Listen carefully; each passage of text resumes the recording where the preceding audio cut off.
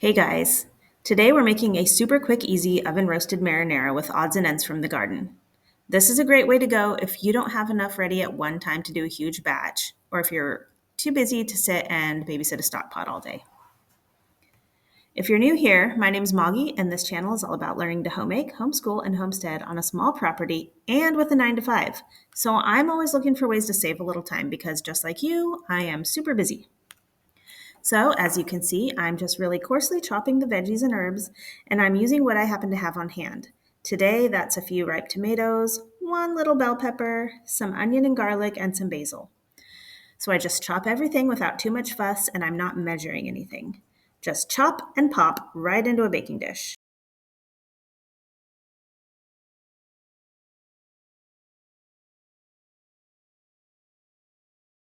I like to line my baking dishes with parchment just because I like to make cleanup easy, but that's certainly not necessary.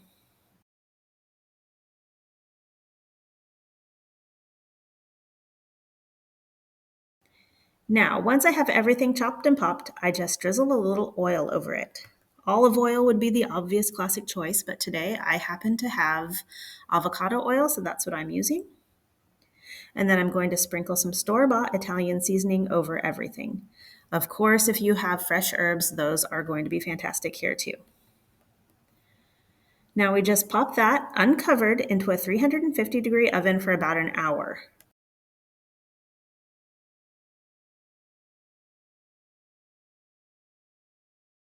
Once that's baked and your house is smelling really fantastic, and you're getting hungry, you're going to pull that out of the oven and notice that there is a lot of liquid in the pan.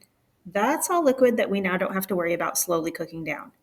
We're going to use a slotted spoon to remove the roasted veggies into a separate container. I like to use a large measuring cup since I'll be pureeing this with my immersion blender. If you're using a traditional blender, just go ahead and pop your veggies right in that.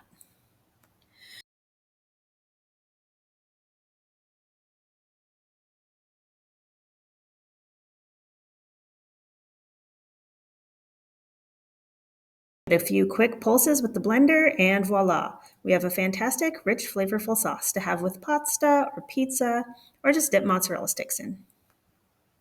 Now, is this going to be Italian grandma approved? Probably not, but I promise it'll pass your taste test and your friends and family will love it.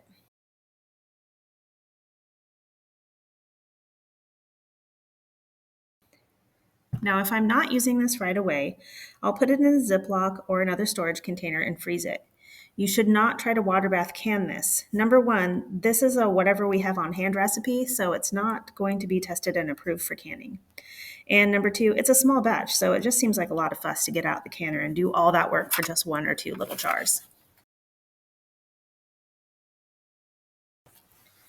If you try this, I'd love to hear how you use it. I'm making mozzarella this weekend, so I think mine will end up being pizza sauce.